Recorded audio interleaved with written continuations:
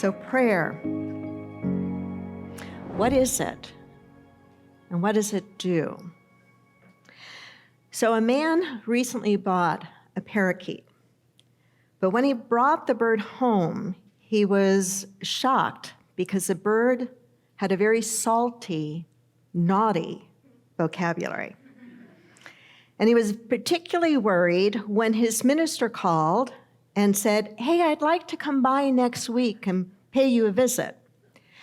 And so the man was very worried about his female parakeet with this very naughty vocabulary.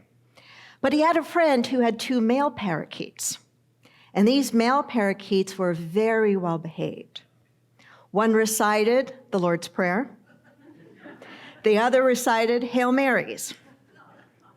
So the man said, "Can I bring my female salty-mouthed parakeet over to a visit with your male parakeets? Maybe she'll pick up some good habits."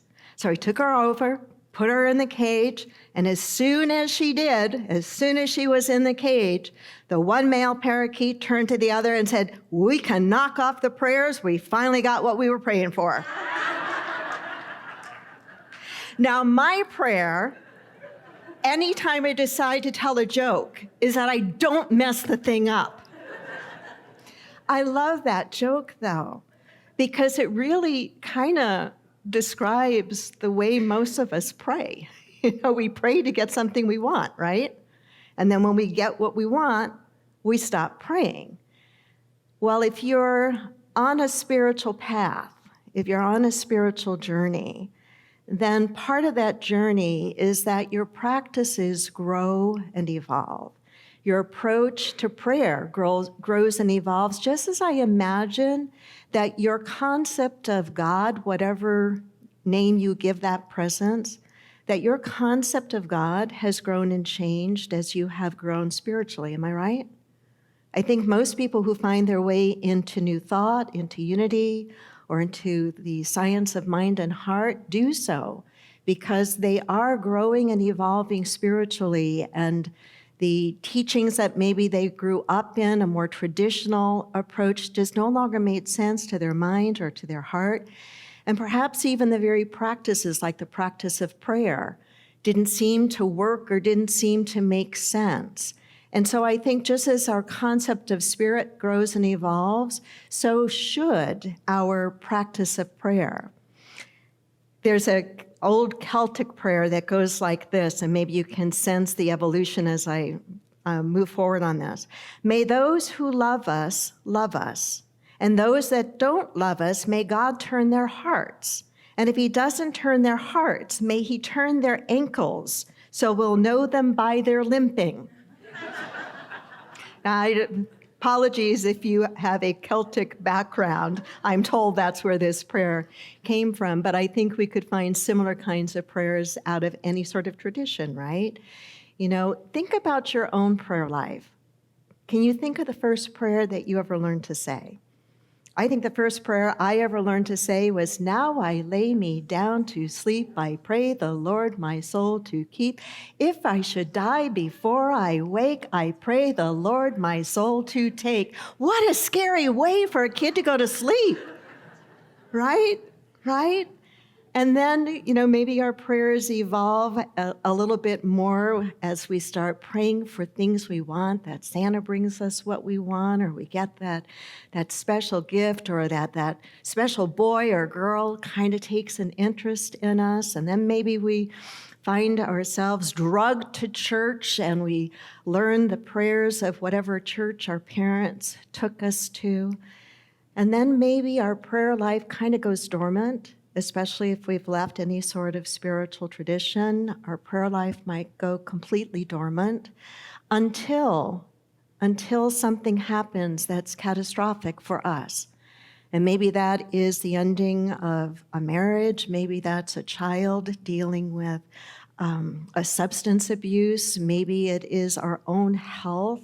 And suddenly we turn to prayer. Suddenly we try to make sense of it, or to feel some comfort or some relief.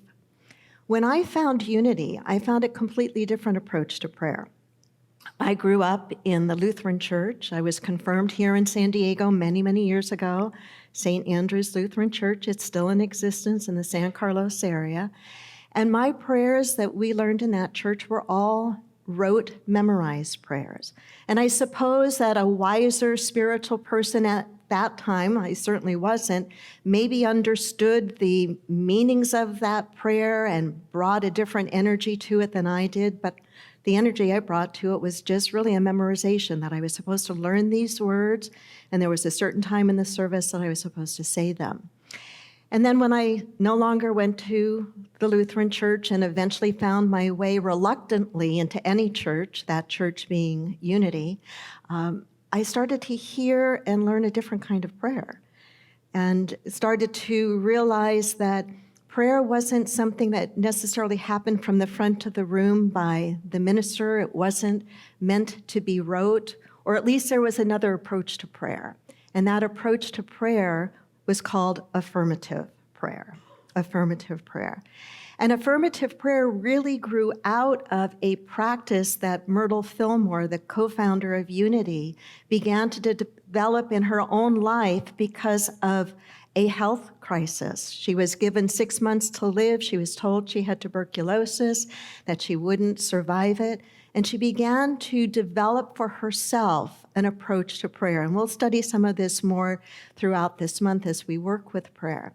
But her approach has come to be called in Unity affirmative prayer. Then it was something very new. It was something very different. Now there are all sorts of ways of talking about affirmative prayer, and it doesn't feel so novel and new. But it really was back then. Just very recently, 2 Unity ministers gathered together their own desire out of research to try to reconceptualize Unity's approach to prayer. And I recommend that you take a look at their book. It's called Discover Your Divinity, A Modern Guide to Affirmative Prayer. It's Linda Martella-Whitsett and Deanne Weir-Morency. And so what they're attempting to do is to reconceptualize the basic concept of affirmative prayer as uniquely taught by Unity. And I want to give you a little bit of a history and a feel for this before spending some time talking about what is affirmative prayer and what does affirmative prayer do. So as I was working through their book, I was taken by Deanne's story, her journey of how she got into Unity and how she finally opened herself up to prayer. So like many people, she found herself in Unity because there was something in her life that wasn't working. You can nod your head if you can relate to that. Something's just not working, and you find, well, maybe this God thing, this church thing will help me make sense of it all and help me heal. So anyway, she's attended Unity churches, and she liked the music, and she liked the energy, and she liked the message and the feeling. And every Sunday, the minister would say, and we have prayer partners that you can meet with. And even though her life was struggling, and that's what brought her into Unity, it was a long time before she decided to actually meet with a prayer partner. Whatever the reluctance was, she didn't say in the book anyway, whatever the reluctance was, she just didn't do it right away. But eventually, because she was feeling so much loss and so much pain and so alone, she decided, well, I'll go ahead and meet with a prayer partner. And this is what she writes in the book. She said, as I poured out my story of loss, pain, disillusionment, anger, and betrayal, the prayer partner, whom I had never met before, listened with compassion and then invited me to join her in an affirmative prayer. What happened next was revolutionary. She did not join me in my story of brokenness. She did not join me in my story of brokenness. She did not pray to a God outside of me to take away my pain. Instead, she met every aspect of my story with what she knew to be the truth of me, my divinity. She spoke of love and healing, of my innate capacity to be loved and to be loved. She spoke of possibility and divine potential. She saw through the broken, desperate woman I felt myself to be and affirmed the strong, capable, empowered, and loving woman I actually was. I was able to catch a glimpse of myself as she saw me. I was able to catch a glimpse of myself as she saw me. In that moment, I remembered something about myself. Something essential was awakened, and for the first time in forever, I felt hope. She writes beautifully about the experience. She includes some really key ideas of what affirmative prayer is when she says the prayer partner did not join me in my story of brokenness. Did not join me in my story of brokenness. I'm sure the prayer partner held an energy of compassion and empathy, but did not join her in the story of brokenness and did not pray to a God outside of me to fix me, to heal me. Those are some very, very important and clear distinctions about affirmative prayer. Affirmative prayer is about seeing and naming the truth that already is, even if it's difficult to recognize. Let me repeat that and take that in for a moment. Affirmative prayer is about seeing and naming the truth that already is, even if it is difficult to recognize. It's because of this idea of the one presence and the one power in the universe, the one presence and the one power that we call God or Spirit, the energy and potential of goodness, the energy and potential of all that is holy, sacred, and right. The idea being that we are connecting with, remembering, and identifying with that truth, that potential that exists in every situation, no matter what the situation looks like on the human level. There is the divine idea of wholeness and perfection within whatever the limiting experience might be. Affirmative prayer invites us to speak from our divine nature and to tell the truth to our human circumstances. To tell the truth to our human circumstances. We may recognize what the circumstance is in the moment, but there is a higher truth. Emerson talked about the idea that prayer is our steady effort to know God, that prayer is the elevation of our consciousness, the highest form of thinking. It is the way that we lift ourselves above the appearance of limitation to the truth and the potential and the possibility inherent in every circumstance, in every difficult situation that we find ourselves in. One of my ministerial teachers in seminary, Reverend Sue Sicking, said this: true prayer is not asking for things, not even the best of things. Think about that for a moment. Think about how humanly we often do the very thing that she's saying true prayer is not. True prayer is not asking for things, not even the best of things. Prayer is a lifting of the consciousness to the place where these things are. The lifting of the consciousness to the place, the field, the energy, if you will, the consciousness of where things are.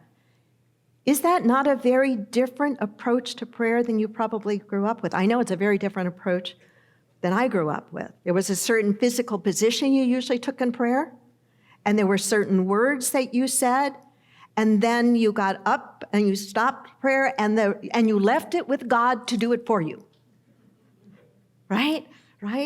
And I'm not saying that there might not be moments of relief in even that approach to prayer, because there is a certain benefit that can come from us just kind of pouring our heart out and letting something go and stepping back from it, right? But what that leaves out, well, first of all, it's a very distorted idea of God. In metaphysics and unity, we don't look at God as a being somewhere existing in time and space that's somehow going to intervene in our lives and fix things if we just say the right words in the right way at the right time and with the right heart. That's not what we understand God to be. God is a presence and energy of an infinite field of possibility that exists within us and we in it. Does that make sense? Does that make sense? And so the responsibility is on us in this practice. The responsibility is on us in this practice. Affirmative prayer rests in the teaching of oneness. Take that in for a moment. Affirmative prayer rests in and on the teaching of oneness. The teaching of oneness. The teaching of oneness means it's not me here and God there. There is not separation. Whatever God is, wherever God is, God, the fullness of God, or whatever you call God, is right where you are. Now, you can be unaware of that. You can choose not to pay attention to that, but that doesn't change the reality of what exists. And it's not something that you earned because somehow you're good or you're not good, or you were born in the right time or the right way or any of that. It's by nature of who and what you already are. Ours is to brush away the thought, the limitation, the story that keeps us from remembering this truth. Affirmative prayer rests in the teaching of oneness. This is from the book. They write, affirmative prayer is a completely different form of prayer. I've already established that. The teaching of oneness, meaning there is only one divine power, and therefore God and humanity are one in absolute truth, changes prayer. That's why it's different. The awareness of that oneness changes prayer. Rather than presuming the power we seek is outside and separate from us, affirmative prayer empowers us to respond to life circumstances by drawing upon the truth of that oneness. We can recognize, claim, and embody the fullness of our divinity in the midst of our human experience. We're not denying the human experience. We may be going through hell, but we know that that is not all that we are. We know that the full power and potential of what we call spirit, which we are one with, exists at the same time simultaneously in that experience. They go on to write, what we achieve through means of affirmative prayer is not a specific outcome. What we achieve through means of affirmative prayer is not a specific outcome, but a spiritual authority to claim and realize our own spiritual power. That's important. A spiritual authority to claim and realize our own spiritual power. Affirmative prayer doesn't change the divine. Affirmative prayer changes us. It changes us. It's not something we say. It's something we practice. It's something we embody. It's something we grow into. Sometimes to appreciate what something is, it can be helpful to remember what it is not. Affirmative prayer is not something we do to change God. Affirmative prayer is not something we do to change God. Affirmative prayer is not something we do from a position of unworthiness. There's a whole approach to prayer that some of us grew up with that almost begins as a prelude to actually asking for what we might want or need, to tell God, I know I'm not good enough, but just in case, here's what I want, or here's what I need. Affirmative prayer is not from a position of unworthiness. The very idea, though, of praying on one's knees, and I've prayed on my knees, and not because of church, because we didn't do that. We didn't have those special rails in the in the Lutheran church that the Catholics had. The Catholics had all the fun stuff. And when I grew up as a kid, I thought my cousins were all Catholic. They got the ashes on Ash Wednesday. The girls got the beautiful confirmation dress or communion dresses. I didn't get any of that stuff. Anyway. Where was I going? On bended knee.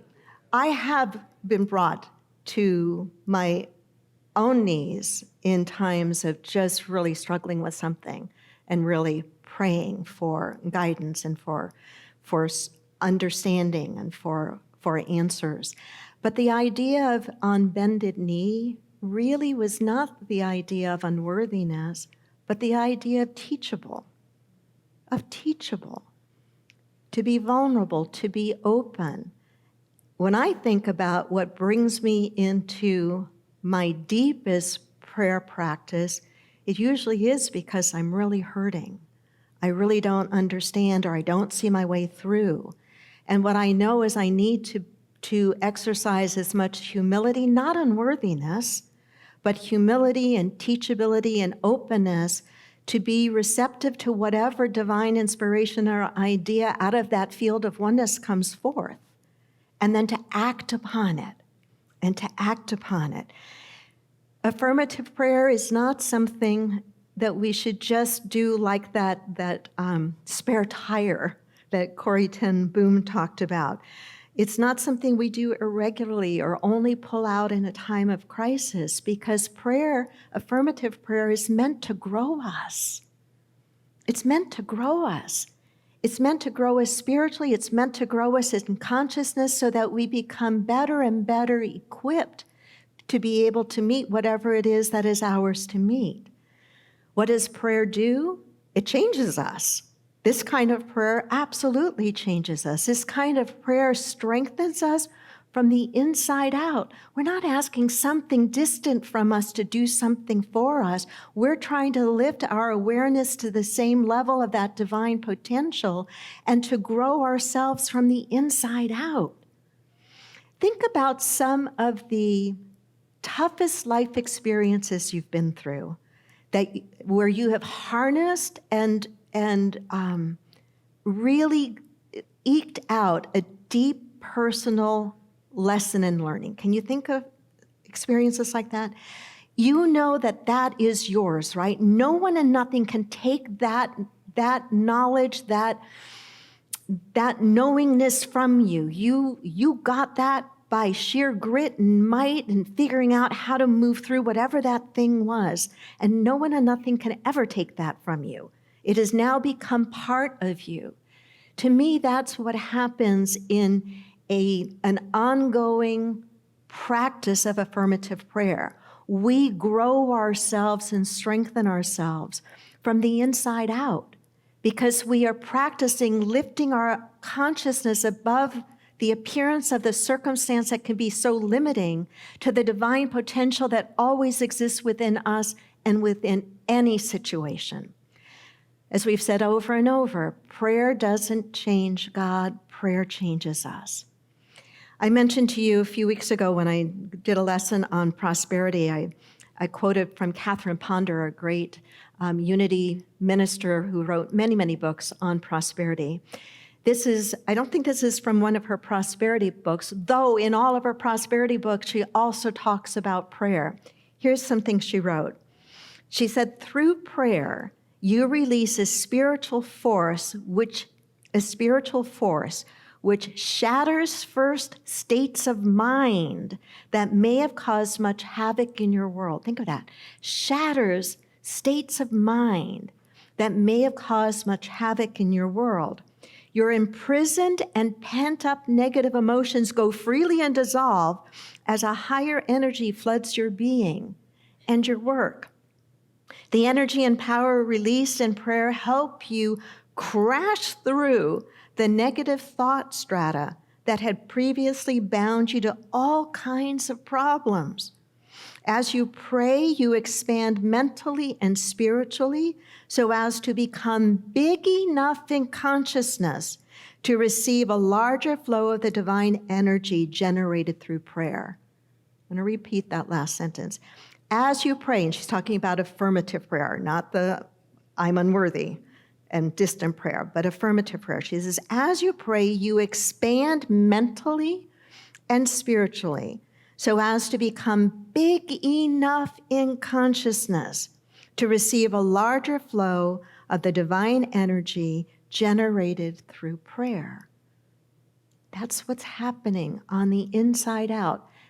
A fundamental teaching of metaphysics is that we co-create our life experience with Spirit, with God, through the energy of our thinking, through our consciousness, through our feeling. Prayer is what helps to change consciousness. Prayer is what helps to shift our feelings to vibrate, if you will, at a different, better, healthier, higher level. And that becomes a new attracting energy, the kind of energy, if you will, that opens doors to possibilities for us.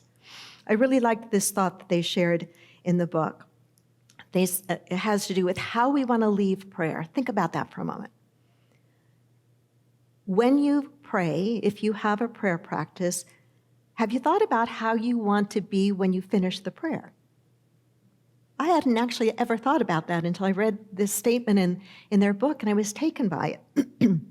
We want to leave a period of prayer with more than just a feeling of having been comforted. We want to leave a period of prayer with more than just a feeling of having been comforted. We want the confidence to think, speak, and act differently than before, empowered to improve the situation. We want the confidence to think, speak, and act differently than before, empowered to improve the situation. I think that's powerful. To me, that's kind of how do I want to say it? A way of judging, I'm hesitating because I don't like the word judging, but a way of evaluating how effective was I in my prayer work? Am I just feeling a little more comforted, or am I feeling a little more confident because I've aligned myself with the qualities that I associate with God? And we'll get into that in a subsequent lesson. But if God is all potential, all powerful, the field of infinite possibility of which I am connected and one, then in my prayer practice, I am lifting my consciousness to try to at least connect with that idea and hold that idea. And if I have done that, then when I get up and I leave that prayer time, not only will I feel a sense of relief, but I will also feel some empowerment. Does that make sense?